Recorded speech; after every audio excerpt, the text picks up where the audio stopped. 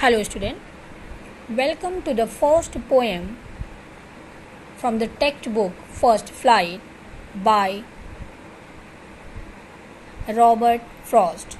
The name of the poem is Dust of Snow by Robert Frost. So let's start the introduction of the poet. Robert Frost was a famous American poet. He was born in San Francisco on March 26, 1874.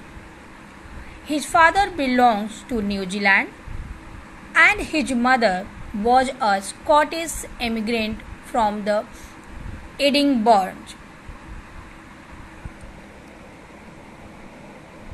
Frost was the most celebrated poet in America. His poem Dust of Snow was published in New Hampshire in 1923. This collection gave him the Pulitzer Prize. So it was the explanation about the poet. I hope it would be clear. Now the introduction about the poem. Dust of Snow is a small poem written by the famous American poet Robert Frost. The poem is set on a wintry day.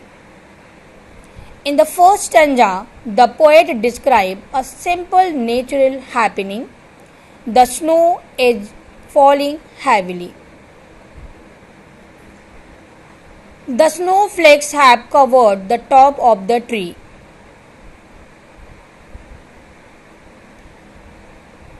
The crow, a symbol of ill omen, and a hemlock tree associated with a person or not auspicious thing.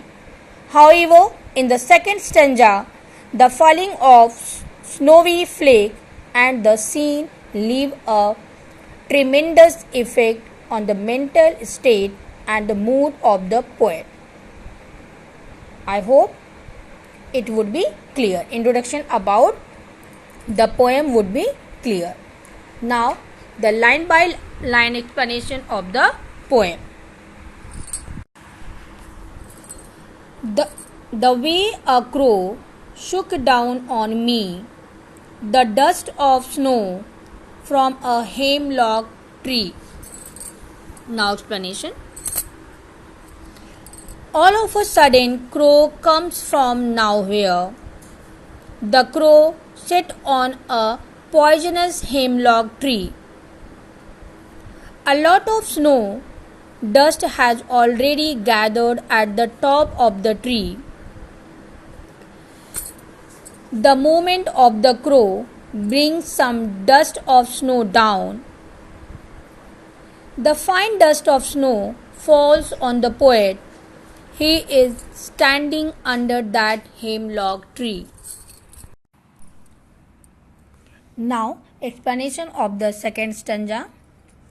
Has given my heart a change of mood and saved some part of a day I had rued.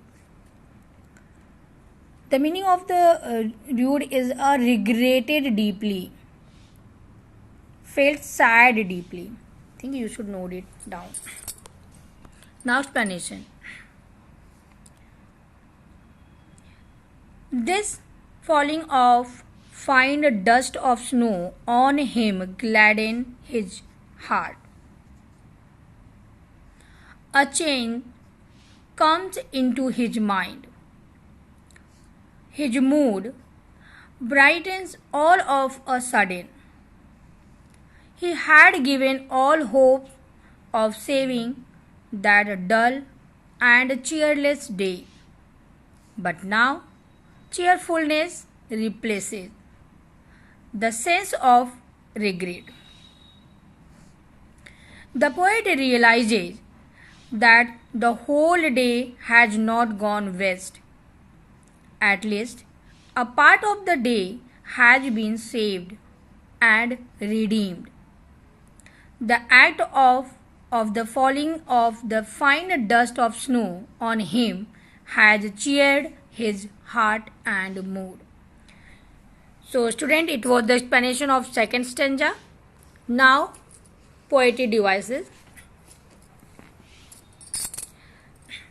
So first, what is the rhyming scheme of the poem? The rhyming scheme of the poem is A B A B C D C D. And now the poetic devices and the figure of speeches.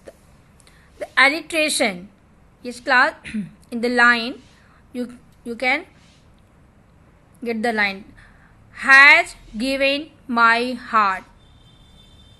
The first line of the second stanza. Here you can see the alliteration. Already I have explained this in my literary terms video. You can watch it, alliteration. So I am not going to just explain this alliteration. What is alliteration? If you need, you can watch the video. The repetition of the consonant sound is alliteration. So here you are getting the H sound repeating here. Has given my heart.